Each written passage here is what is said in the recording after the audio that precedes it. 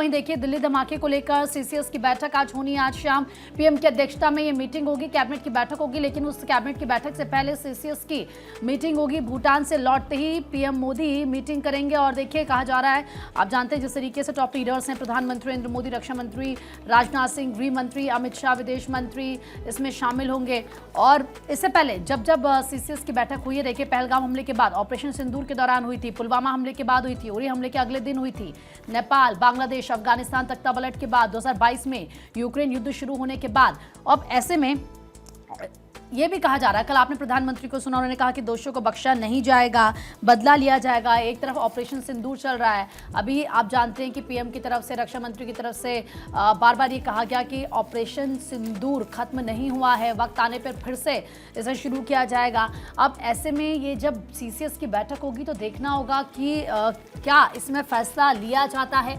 और साथ ही साथ देखिए प्रधानमंत्री की तरफ से ये भी कहा गया था, कल हमने सुना कि धमाके की साजिश रचने वालों को बख्शा नहीं जाएगा, जांच एजेंसियां मामले की तह तक जाएंगी और दोषियों को न्याय के कटघरे में लाया जाएगा। प्रधानमंत्री ने भूटान से गृह मंत्री शाह से कल फोन पर करीब 20 से 22 मिनट तक बात की और अब तक की जांच और आउटपुट से जुड़ी पूरी जानकारी भी उनकी तरफ से ली गई। लेकिन अब आज ये सीसीएस की इंपॉर्टेंट मीटिंग हो गई है।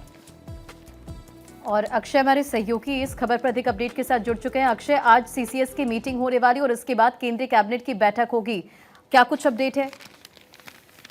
देखिए, सबसे बड़ी बात यह है कि जिस तरह से दिल्ली में ब्लास्ट हुआ उसके बाद अब सीसीएस की बैठक होने जा रही है। प्रधानमंत्री भूटान से लौटेंगे और उसके बाद ये बैठक शुरू होगी। लगभग 5:30 बजे का समय बताया जा रहा है जब सीसीएस की बैठक बुलाई गई है।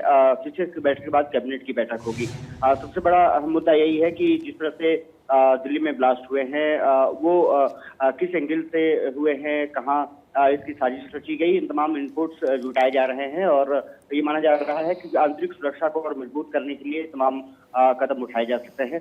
सबसे बड़ी बात ये रही है कि कल अमित शाह से प्रधानमंत्री नरेंद्र मोदी की लंबी बातचीत हुई है फोन पर और किस तरह से इनपुट मिले हैं, किस तरह से एनआईए जांच कर रही है, एजेंसियां किस तरह से आगे बढ़ रही हैं, क्या कुछ सुराग मिले हैं, इन तमाम मुद्दों को लेकर के चर्चा प्रधानमंत्री और गृह मंत्री के बीच में हुई है।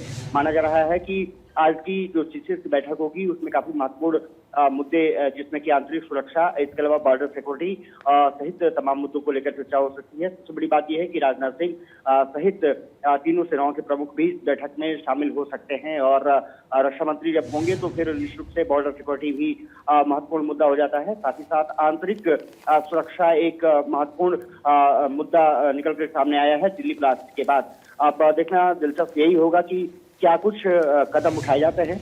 एक तरफ विपक्ष हमलावर है तो दूसरी तरफ सरकार कोशिश कर रही है कि हर हाल में जो दोषी हैं उनके खिलाफ कार्रवाई की जा सके, उनको पकड़ा जा सके और इसलिए एजेंसियां लगातार सक्रिय है, फरीदाबाद से लेकर के जम्मू कश्मीर और पुलवामा तक और दिल्ली में तमाम और लगातार जांच पड़ताल की जा रही। बहुत बहुत शुक्रिया अक्षय इन तमाम जानकारियों के लिए।